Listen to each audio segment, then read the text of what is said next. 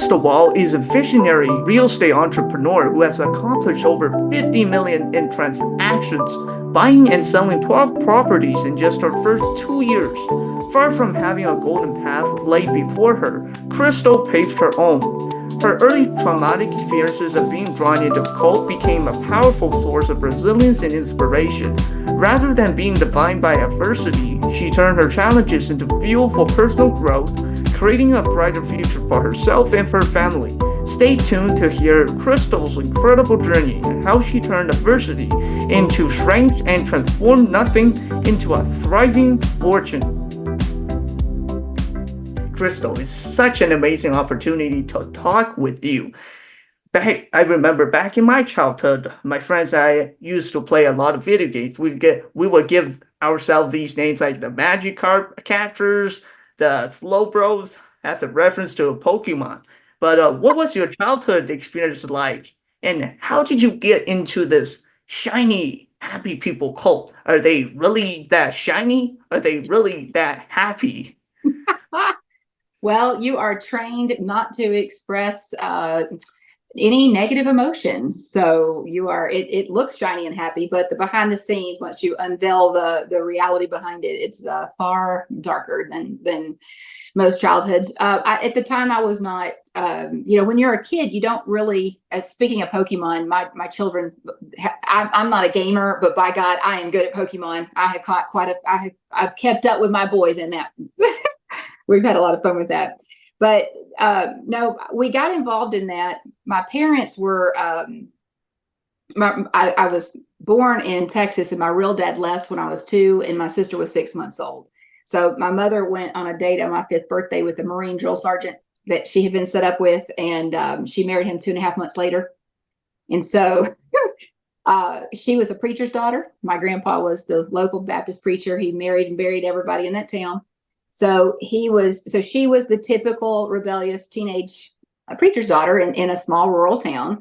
And she was quite unstable and, pretty weak-willed. And so he was hyper controlling. You can imagine a Marine drill sergeant. So they, I think they had good intentions at first. We moved around a lot as kids, but it got a lot worse once we got to California, because we moved to California with he was an aircraft mechanic. So we moved quite a bit.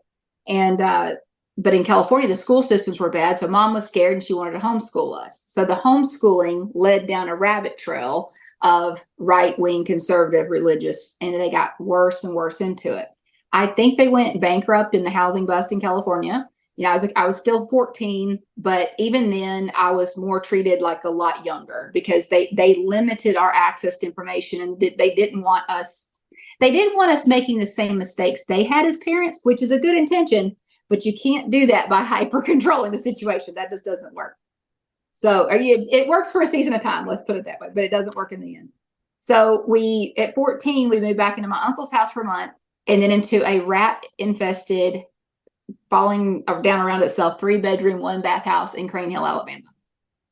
So it's quite a culture shock for me. I was used to people not looking you in the eye. In California, you mind your own business. And in Alabama, everybody's all up in your business about everything. So, there's weird things like that. And I always knew I was different, but I didn't realize how much so, because the environment they had us in was so tightly controlled. Like literally from that point on, I had never been out of the house alone, other than the mission trips within the cult organization. They controlled what we watched. I had never seen a PG rated movie that was not approved. I had never listened to secular music. Games like the Dungeons and Dragons were of the devil. You're going to hell if you watch that. You're going to hell over everything. And I coined the term fear guilt. They control you through, it's not just fear and it's not just guilt. The fear is like things like the rapture or the end of days. And, everything's a war. You're always fighting a war against Satan. And, so you have that, but they control it through guilt. It's not just fear. You're guilty if you do or say or act or have an attitude different than what they tell you to do. So it's one of the most rigid, hyper controlling situations you can come up with. They had a song called the Smile Song. We would sing in front, they had it just, it was crazy. But my day to day life, I actually documented in a series of letters and journals for years. And it was writing was an outlet for me. I didn't realize it at the time, but it was. And we worked. By the time we moved back, my mom did not want him in the aircraft mechanic space anymore because the cult says you need to be at home raising your children, having all the babies God can give you. So we did, we're doing laundry. We got a 1-bathroom house, mind you. We're doing laundry for 5 and 6 and 7 children, running a cleaning business day to day. It's just, it was so much work, but I didn't think, at the time I didn't really think anything of it. So, I was just very, dead set on getting into the pearly gates of heaven and not going to hell. But that was, a lot of my childhood. And I tried really hard to conform, and I was the soldier marching off to war ahead of I did not realize I was born a leader. I very much tried not to be most of my life, because we were taught there's an umbrella of protection. We're supposed to follow a man. I was, not supposed to lead. Like, that was one of the deal breakers for getting into heaven. So you follow a man. So it's a lot of that male dominated, women are very subservient culture. And I fit right in. Like, I was the best little, smiley, happy surrogate mom there ever was. But yeah, so that was the childhood background. Wow, that was a lot to go through, hey? I know. Was a cult something that you could just go in as you like and leave as you want? So Bill Gothard was actually the Gideon Bible founder's son. He never married. He never had children, but he told millions of people how to raise their kids and how to serve God and their families. So he had these huge conventions all over the country called the Institute and Basic Life Principles Seminar. I went to 7 of them in a row. And then we went into the Advanced Training Institute of America. I went to Indianapolis on a mission trip within this institution. So it was voluntary. And at first, again, a lot of what they taught was good. Like, you have good attitudes. You have, like, they teach you, all these wonderful character traits that you're supposed to exhibit. It all looks wonderful on paper. But to get that effect out of these kids, me being one of them, to get that effect, to control them to that level, they teach you to beat your children. They teach you, yes, you control through they teach the women. They even have a demure tone of voice. And I know demure is all the rage right now online, but the speaking tone and the placement of you as a woman is underneath a man. You do not step out of line. So to do that that's the only way you can get the control is to do it like that. So I stayed significantly longer, and my story was more tragic, if you want to say the most, because Mom had my baby sister when I was 15 years old. She took a pregnancy test, and she was crying because she did not want that baby. But then she put on her shiny, happy people face and went out and told everybody how much God had blessed her with another baby. And so a 15-year-old girl, that's like a really big mind wobble there. I raised that baby like my own. And that's how they teach us to be godly parents and to raise our wonderful children one day. My baby brother, Jonathan, she was pregnant with him when I was 18, exact same story. She cried not wanting that child, but God says, have all the babies. So she has another baby. By this point, we had a cleaning business, and they were making, I took over their cleaning business after I left home. So I lived on that income. I thought I was rich, but that was not enough income to support 7 children. Right. So we had garage sales, thrift store clothes, and the cult wanted them to run for political office to take over. They wanted to entrench. And this wasn't just my family. Everybody asked where this was. It didn't matter where it was. There were the Duggars, the 19 kids and counting family. They were one of the forefront leaders of this community. Right. So we were just some of the leaders in that. We hosted speakers. We had, so I was trained from a very early age to do political canvassing to get him on the ballot, to fail miserably in running for state representative, because who's going to follow somebody that cannot even support their own family, right? I did not realize at the time we were seen as a laughing stock, right? and absolutely insane. I did not understand that. I thought we were God's chosen, and I was just trying to get into heaven, right? So it was a, going back through the letters has been the hardest thing I've ever done, because I had such disassociation with that as a child. I just blocked it. I went out and made the biggest, most beautiful life for myself. Like, I just acted like it didn't happen, but it did eventually catch up with me. And I kept those letters because I knew that one day I would end up dealing with it. I just didn't know when. And so I decided it was when I was old. And you see these now, I qualify as old. I have to have these to see.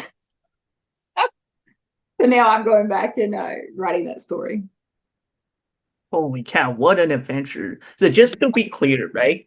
Cult is not a charity organization, right? They don't support you on living, don't support you on wage. It's just a organization, a free will organization that you could go into. Right. So I have a cult scale that'll be coming in my book, and you got your tens that are like your, Saddam Hussein, we're going to kill the masses, and David Koresh's of the world that have a commune, right?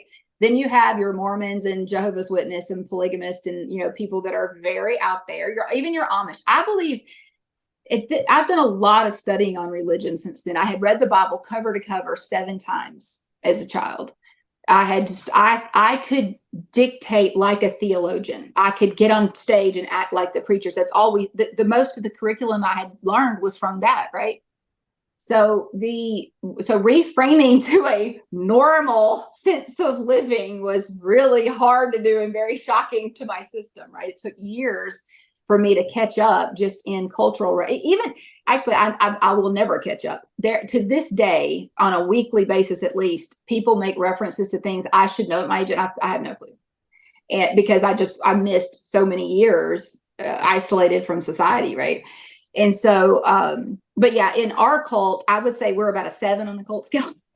So it was free will, but they were very persuasive, because again, it's for people who didn't want their kids to go head on into drugs and end up in jail through really bad choices. Not that my parents had done exactly that, but there was a pop-up kid when the cops came to our doorstep when I was about 16, 17, maybe 18. And my dad had to, or my stepdad had to take a DNA test, and there was an extra kid. They said it wasn't his. I found out last year it was. So, they lied about everything. And that's I think the biggest corrective action I have taken with my children is I'm extremely transparent with them. I told them from the beginning, you're responsible for you. It's my job as your parent to help you understand how to live in this world, not shelter you from it. So I parent extremely differently. Love that parenting approach.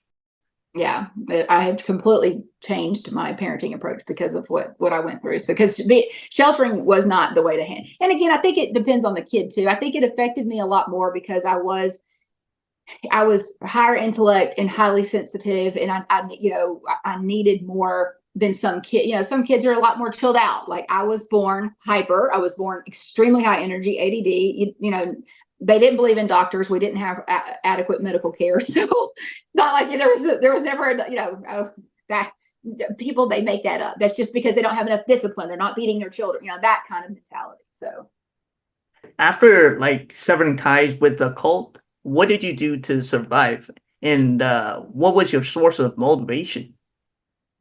well, so once I was 20 years old, and I was suicidally depressed. Like, on my real dad's side of the family, who I didn't know at this point, his brother had committed suicide, and after he died of a drug overdose, 5 years after I met him, both of his other siblings committed suicide. So, and his father had rampant suicide ran in my family. Not that I knew this, and I didn't understand what I was feeling. I just knew I was miserable, and I needed out of that environment. Like, I knew I didn't belong there. I knew I had to get out. I knew there was no life for me. But more importantly, I also knew that those kids would not stop getting beaten, and their lives would end up the same. There was no life for me. I was just living theirs, right? As a Cinderella, they called me. So I'm suicidally depressed by that point. And instead of understanding that, they decided to punish me because I had a bad attitude. Because if I was supposed to be happy and I clearly wasn't happy, God said be happy. So I was going to be punished. So I couldn't walk into Walmart ahead of them. I couldn't answer the telephone. Not that we get a lot of phone calls. I couldn't go to the mailbox and check the mail. Like, these were the highlights of my life. Like, the diaries are so insanely heartbreaking because they're so insanely boring, right? My mom was my only friend. We had no friends that were, we would end up excommunicating anybody. I think there was a mental health issue with my stepdad. It runs in his family. And so looking back, I can, as a child, you don't understand who your parents are. Looking back now, I realized there was a low IQ issue. There was a fear element with my mom, extremely high anxiety. Like, I can understand now what they were going through. And I was the oldest taking the brunt of it, right? But they didn't understand that. So so the day I left, that was going on. And my mother, who was usually on my side defending, at least trying to shield us somewhat from him, told him to beat me because look at her rebellious face. She's just rebellious, just beat her. And so the beatings had stopped for me at 14. I like to think I stood up to him and told him, don't ever do that again. But I think that the owner of one of the companies we cleaned saw him beating me with a belt against the wall. And I think he told him, if you ever do that to her again, I'll call the cops. I think, again, it's hard to remember these things because I did not want to remember it for a very long time. But she was telling him to beat me. And then I'm like, so something clicked. They, with all the trauma therapy I've done, they talk about fight or flight mode. You hear those, but now there's freeze or fawn. I stayed frozen for 6 solid years in that cult, right? And I was silent, fawning, just cowering away, trying to stay out of trouble, trying to keep the peace. They would get into violent fights. I threatened to call the cops, like, for all their Christianity. It was total hypocrisy behind the scenes. And that's consistent among every religious person I've ever met to this day. I get to know people behind the scenes a lot through real estate now. And when I see consistent patterns of behavior with people, and I see a direct correlation between hyper control, and it's like people that I believe my book will talk a lot about how I believe everyone's an addict. Everyone has an addiction to something, but the people that turn to religion can't control typically drugs or alcohol, or there's an underlying mental health issue. Like, that tends to be a direct correlation. And so, but since religion is so socially accepted, they go that route. But we're all still dealing with the same negative, positive emotional balance that so I've got a chart about balance, and my philosophies on that in the book. But anyway, I got out that night. They gave me they had all the list of punishments. So I packed as they brought in the groceries late that night, I had packed my stuff during the day, and I snuck that stuff into the van as we were loading. So I kind of made a circle and tried to, you always got like 6 kids underfoot. So you got that was not easy to do. So I got in the van, I drove to my grandparents' house. It was about 10:30 at night. We regularly worked till 9, 10 o'clock at night. Yeah, on a regular basis. So I get to my grandparents' house, and I think my grandpa was in the Korean War, and I think that he understood I had PTSD. Just the look on my face and my attitude, I think he understood me from the second I walked in that door. So he took me in. We had to return the van that night so that they would not call the cops. So we took that back, and I didn't speak for the next few days. And so I don't think I would have survived without my grandpa, because a few days later he called John, and I begged him not to. And he's like, honey, I got to call him. I'm like, please don't, please don't. He walked out to my aunt's house, and he came back. Like, I had never seen my grandpa's. I thought he was like mad, like John. I thought I was going to get yelled at. And he was just mad because of how he had been talked to. And he threw open the door. He said, Crystal, honey, if that's how they've been talking to you all this time, no wonder you left. You're my girl now. And that was the first time in my life I had ever felt safe. And so I could breathe. And it took me a long time to adjust to just not being terrified and to not working every second of every day. I was used to feeding kids. Yeah. I wasn't used to doing nothing. Like, my life, I had always worked. And so I eventually took over their cleaning business because they moved out of state. I think child services were going to get the kids.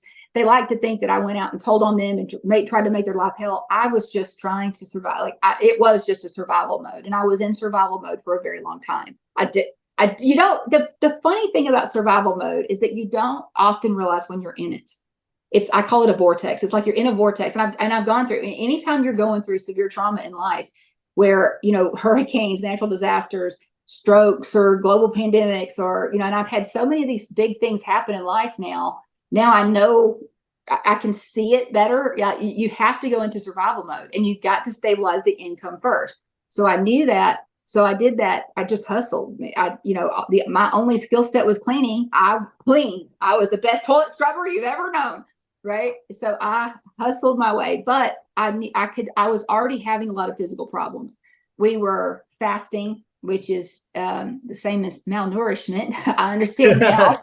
I had, I have had a lot of stomach issues, I was already having a lot of physical problems. My back was, I went to the chiropractor as soon as I left because my back was always in pain, because I had been having big, heavy kids on my hip through the formative years of my childhood, lifting heavy bags of trash, vacuuming, mopping, hard physical labor for so many years. And so I knew that I wouldn't be able to hold up to that type of, pace. So my grandpa had gotten my real dad involved, and I got to meet my real dad, who was like the devil himself, comparatively. So, but anyway, I had some people come together. I created a surrogate family, and, from some of my other cousins and people that stepped in. So I survived that way. The motivation, though, to leave was just sheer desperation. But the motivation past that, I realized over the course of the last few years, has been learning. I wasn't after money. I was after stability, because I had had so little stability in my life. And I had had such monotonous routine of boredom, right? And being ADD, that's not, I need stimulation, right? So I love to learn. And I plowed through college. I finished it in 3 years, graduated with honors, even though my mom had said I was a girl. I did not need math. I had the equivalent of probably a 6th grade education coming out of that at 20 years of age. Mm-hmm. Yeah. So it was very warped, but I was about like a 35-year-old in my ability to work. So I always out earned, like even some of my best friends were like engineers, and, they had master's degrees. And I'm like, well, why do I make more money than you? I would always just, but I used my personality. I had a strong personality, thankfully. And I think I was so isolated for so long. It was very, very easy for me to connect with people. I was born to be a slave, a child servant, I was very good at serving others. I did not realize the damaging effects to yourself of being a people pleaser to that level. And that caught up with me in more recent years too. So I've had to look at that. But And one of the ways that you got out of that people pleasers mode was like learning to say no to them.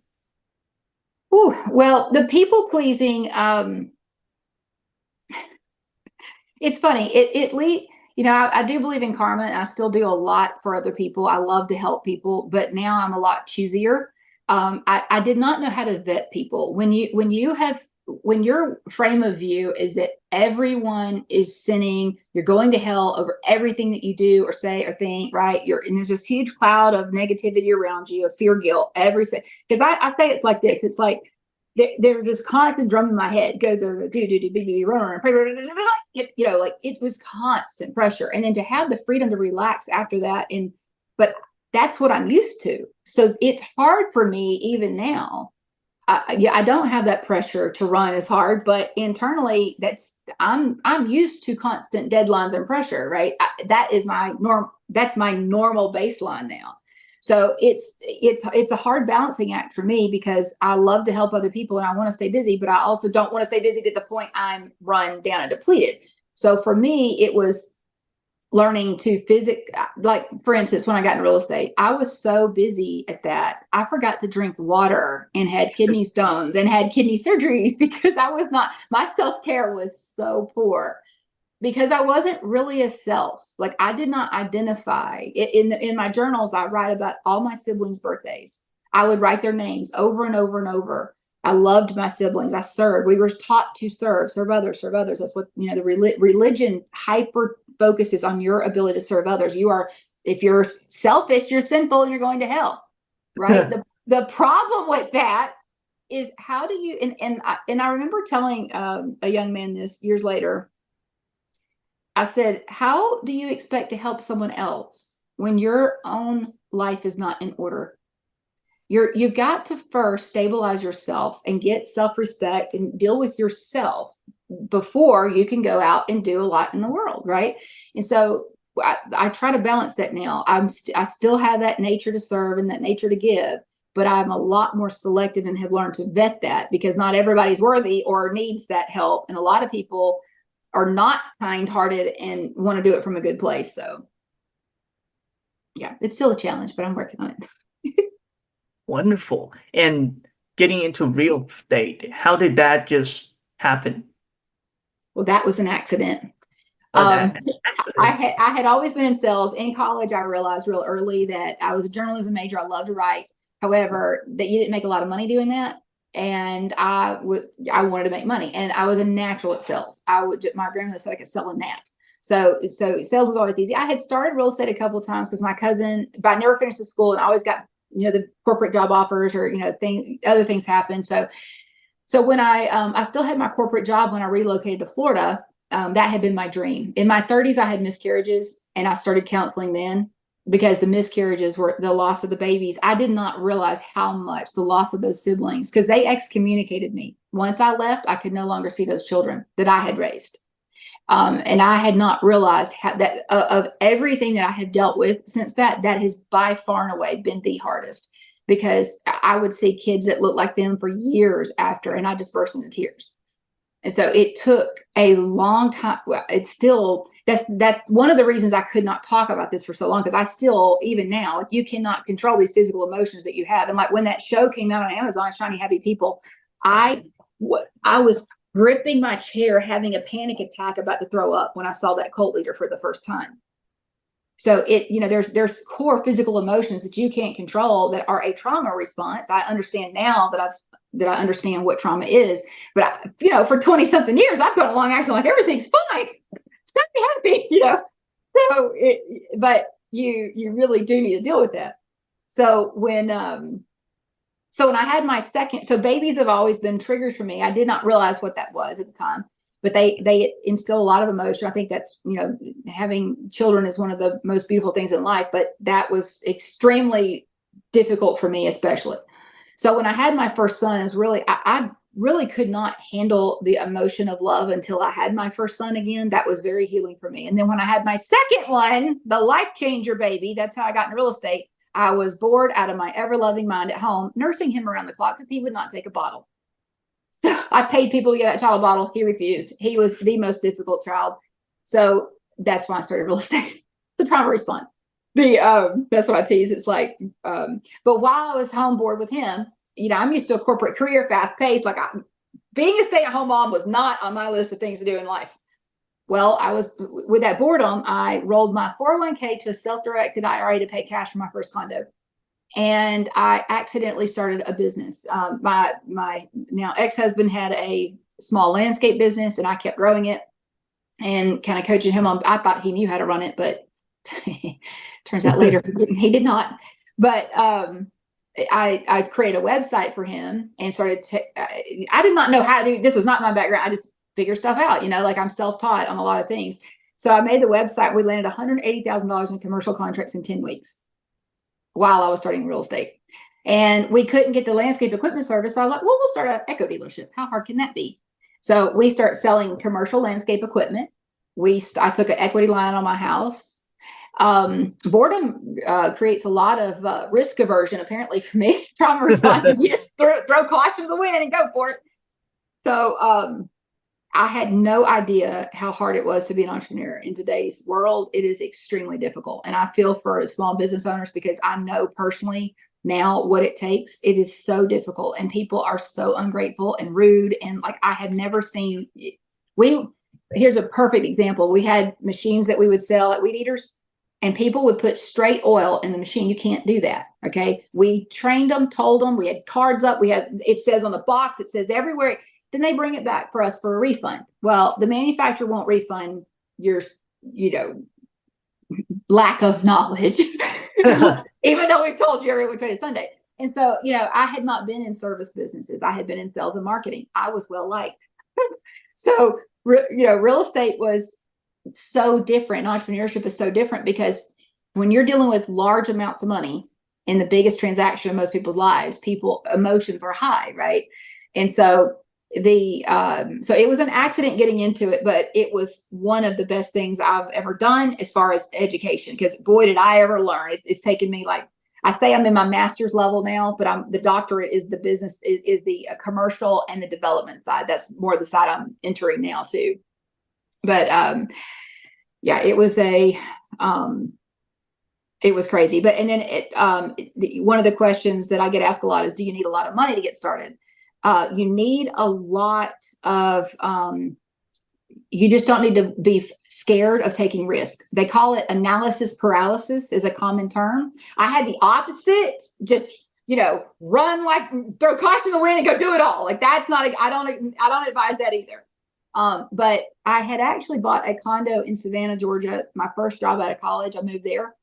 And my cousin kept harping on me to buy something instead of renting. And I'm like, well, I'm scared. What if something doesn't, what if, all the what ifs that everybody's scared of.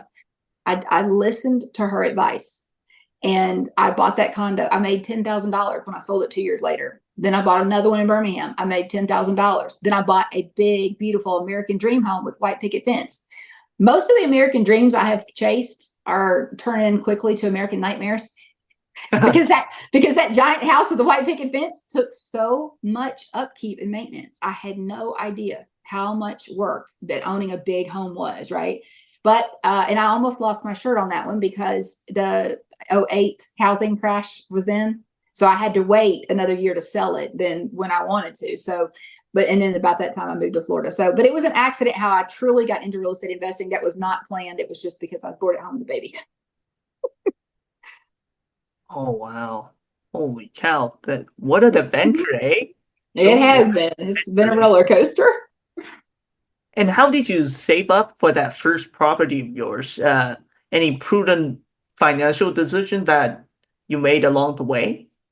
So again, my mom had said I was a girl. I did not need math. So so in my limited knowledge of how to do these things, I would in college just scribble out all my bills and I didn't realize I was pretty good at math, like from a financial standpoint. My real dad was an F&I guy at a car dealership. Like he was a financial guy.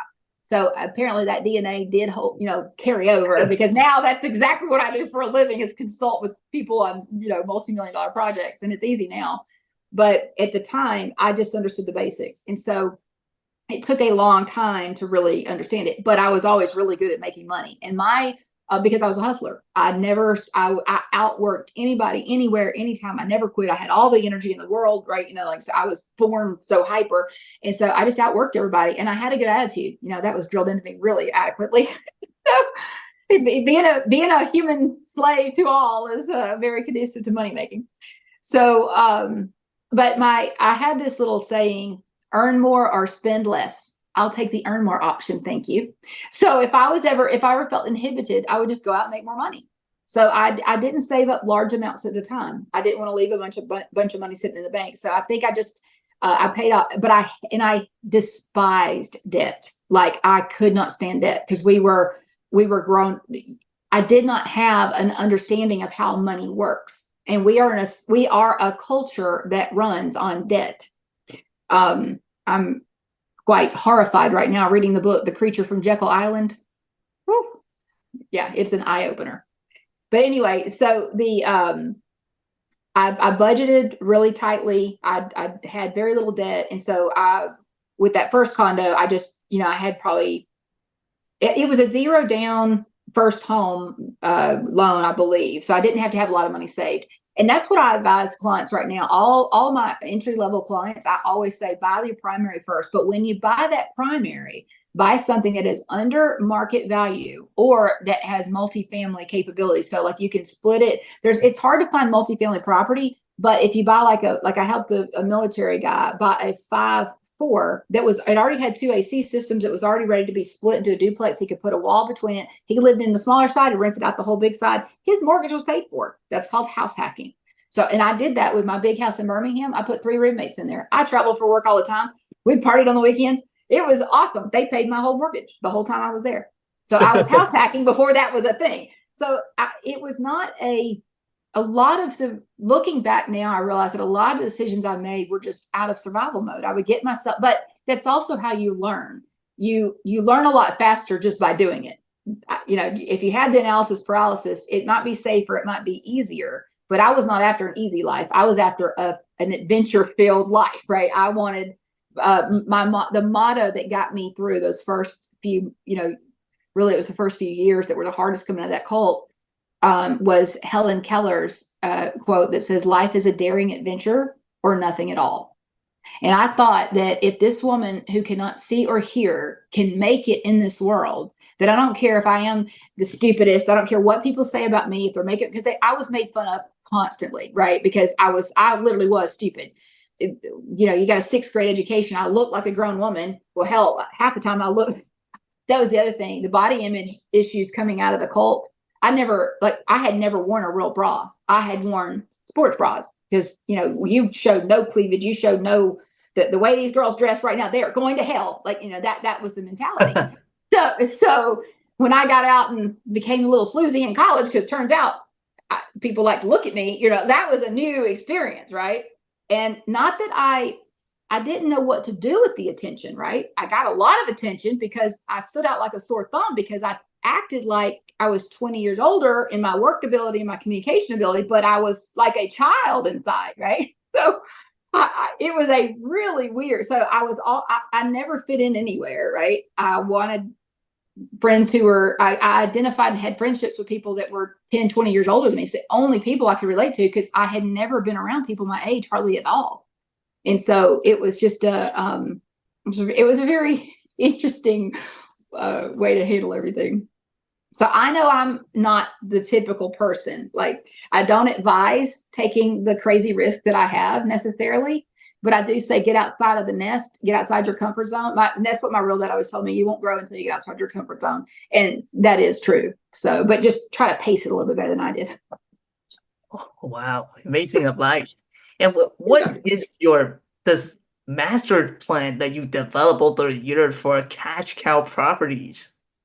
So I get everybody looks for the cash cows, and those are getting harder and harder to find because the real estate economy as a whole in the U.S. has changed. I don't know other markets as well, but like outside the U.S., I've got clients from Switzerland and Canada. They tell me a little bit about how different it is, but the U.S.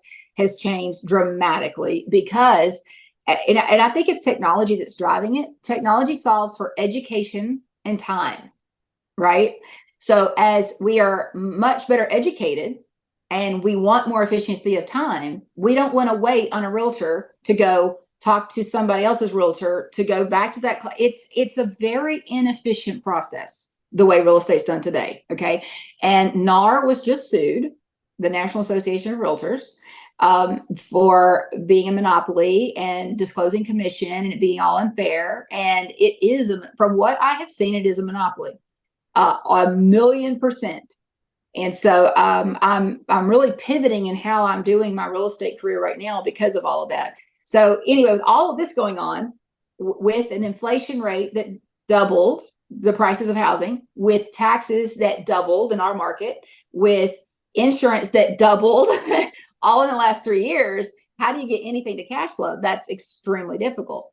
So you have to get creative with financing to get something that's not a 7% rate right now. You have to hedge for further depreciation, and you have to get something that is more multifamily that makes a lot of sense. So you have to look for somebody that's in a distressed sale situation, or otherwise I'm not seeing a lot of movement. And I'm not the realtor that's going to go out and tell you what you want to hear. I'm going to tell you what I think is the right.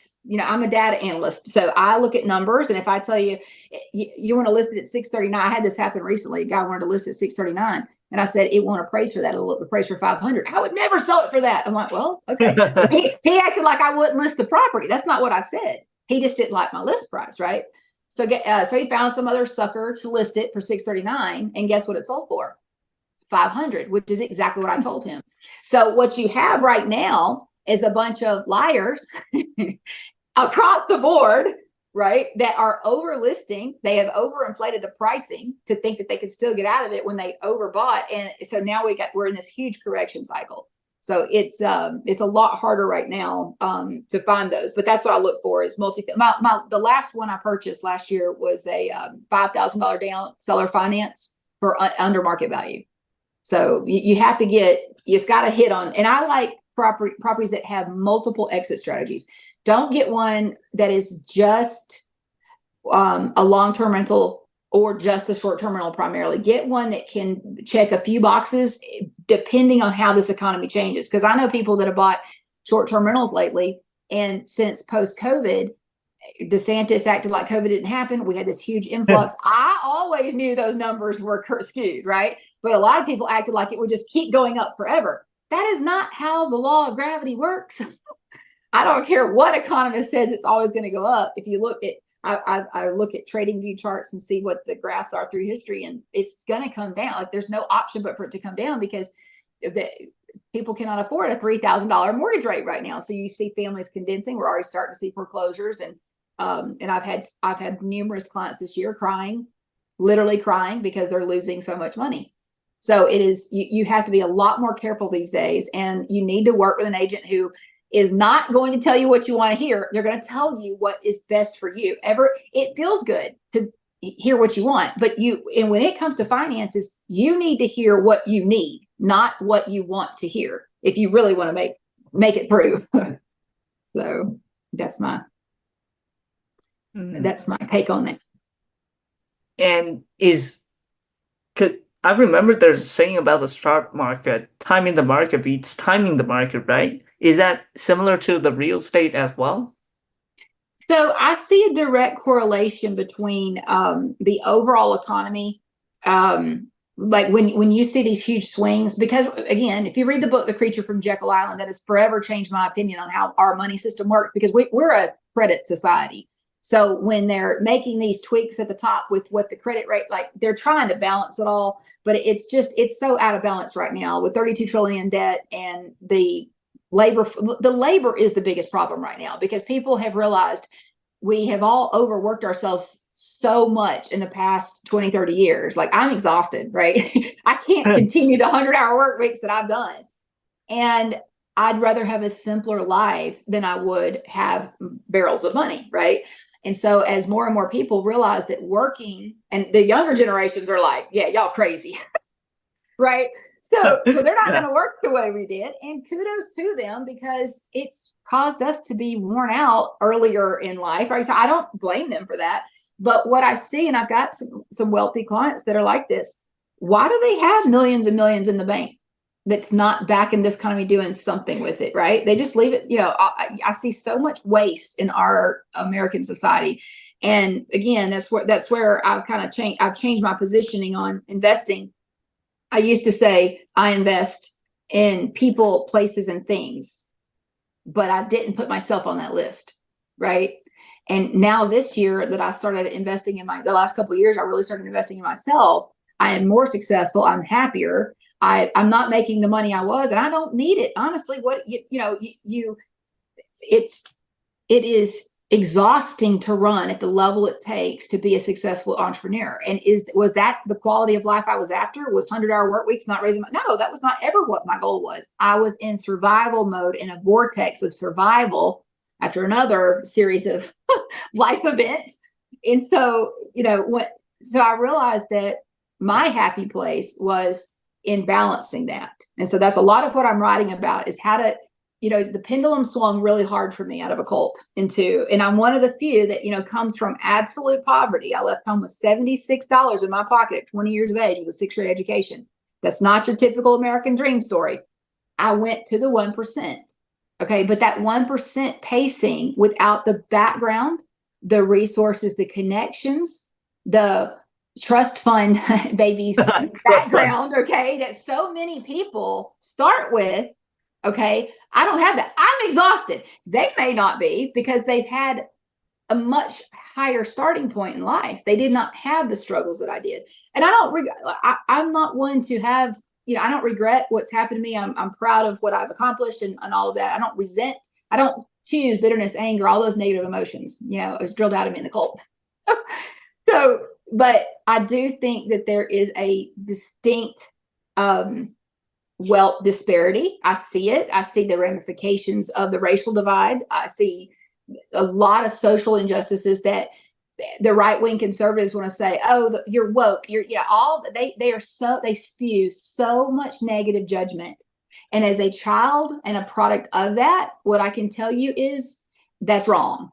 It's horrifically abusive and controlling, and that hyper judgment level.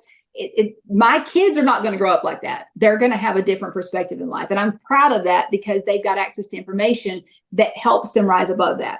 But in that rising tide, that's why I like to collaborate now with people. That's why learning to vet people and get my right partners in life has been very crucial to my success recently. I think that's very, very important. Oh, wow. Yeah. And any client success stories you like to share? Yeah, so I've had some really amazing clients. I learned a lot more about real estate from my clients than I did other realtors by far and away. So I've had a builder's daughter. She flipped about 20 properties with me. She's absolute genius. I had the vice chair of our hospital, built a $3 million short-term rental portfolio, had a blast with him. I've had quite a few doctors, lots of military families. I started a real estate meetup, ran that for 3.5 years with a Navy officer and then an Air Force officer. But my favorite story is one I'm in the middle of. And it was an Air Force JAG officer. He's a Jamaican guy, a lot of fun, Major Glenn Minto. And I met him almost 5 years ago. And he found me on a website called Bigger Pockets, where a lot of my clients have found me. It's a great resource for real estate investors and just entrepreneurship. So he found me on there, and he came in like a lot of my clients do, want to buy a short-term rental. And COVID happened. He canceled his first contract. So it was a long process. Most of my clients I'm very targeted. Like, I solve a problem quickly. I don't typically, but I work with him a long time. So when you're working on these longer projects, you get to know them a lot better. Right. And he was awesome because he wanted a 180-degree view of the beach. I never thought about that. That's genius. Right. And it turns out that's actually kind of hard to find. Like, not all of our condos offer that. Right. So you'd think you could see both. No, you usually get one view or the other, but very few condos have that sweeping 180-degree view. So it was a challenge. I love a challenge. So when I was showing him all these properties, he is dancing in the elevator. I'm like, what? I said, what are you doing? He goes, dancing. I said, why? He goes, I'm a salsa instructor. I said, in an elevator? And so we salsa danced our way through the beach, and I had a blast with him. So we would always talk about money, investments, our families. And he mentioned his mother an awful lot, and which is rare for a single man. He was in his 40s. I'm like, wow. He talks about his mother. He loves his mother. Well, I'm raising 2 boys, so I'm partial to people who are like that. So he paid off some of her debt. He told me on one visit, and he just always talked about his mother. So about a year ago, he came down to buy his dream penthouse condo, and I had to find an off-market deal. Had my team. I coached them through how to do this. I love challenges, so I tend to get the clients who present challenges. And I found him exactly what he's looking for: the penthouse at one of the nicest condos here. But I take a lot of my clients out. I'm a huge boater. I love the water. The water is my zen, my peace. So I took him out on the boat, like I do with a lot of my clients. And when he takes off his shirt, I see a chest tube. Well, he's very close vested. He doesn't talk about it. So I start talking about all my health issues. And so he finally tells me he's got esophageal cancer. And you can tell he didn't want to talk about it much. And so I just let it go. Well, about 3 or 4 months ago, I get a call from his sister. And I knew, as soon as I got that call, I knew he was not going to make it. And I cried all afternoon. They wanted me to list the condos. And I'm like, so real estate is really awesome when you're helping people achieve their dreams. But unfortunately, a lot of what we have to do involves untangling those dreams too, because life throws you some big curveballs. Well, I am very good at dealing with life curveballs because I've had some doozies, right? So so when I realized what the situation was legally, he needed somebody on the deed with him so it wouldn't go to probate. Well, the day he passed away was when we were doing that. And so they asked me to handle the condos, in this interim. Well, I realized really quickly that his mother did not have a probate and will and all this, or he had a will, but it had to be probated. And she was like in her 70s and she had no clue. And he adored his mother and wanted her set for life. He told me this over and over. So I volunteered to help out because, he was just, there's just some clients that you just fall in love with. Like, they're just wonderful humans. They have that heart to serve. And he was one of those. We just had a lot in common, and he was an incredible human. So I offered to help with all of that. So I spoke at his funeral. I was the only one without a doctor, bishop, or lieutenant general commander title at the funeral. But I am handling that for his mother, and I got a financial advisor pro bono, and I'm just thrilled that I have the capacity now to solve those big, it's about $1 million estate. I'm able to handle it and to help her get set just like he had always dreamed. So even though he can't, so to me, that's a massive success story because, I'm raising these two sons, and here's her youngest son who has got her set up. And it's just, so I love those type of stories and being a part of those type of situations, because having come from the trauma level I did, having worked and scraped, and that's I think what I had in common with him. He had a tougher childhood. He was the youngest of 5 kids, born in Jamaica, transplanted here. He's really worked very hard for what he had. And although he doesn't get to see his, he died very prematurely, he is still, he chased his goals and his dreams, and that inspires me. So I'm very, grateful to be a part of that. Wow, what a wonderful story. Yeah. What a client side camp, eh? Yeah, And it is. how can the audience reach out to you? They can Google Crystal Ball in Panama City Beach. I'm on a lot of social channels, but we're creating a new website. It should be live by the end of the week, called Crystal Ball Adventures. It's going to house. I'm working on starting a boat club here, and still do real. Yeah, I love boating. I told you. So we're starting a new boat club, and then I'll have real estate, and then my book links will all be under one. crystalballadventures.com. Awesome. I'll make sure to do a post on that and also link it to the description. Can't wait to read your new book as well. Yeah. Well, it's been exciting. I really appreciate the opportunity to be on here with you. Thank you so much, Crystal. It is an honor to hear your stories. Well, thanks for letting me share. Sweatpants to Suits is a podcast where we dive into the journeys of career professionals, uncovering the secrets to transforming from sweatpants mode to suits success. Join us as we explore personal stories, insights, and strategies for cultivating a growth mindset and achieving your vision of success. I am your host, Jerry. Are you ready to up your game? Stay tuned. New episode releases every Tuesday.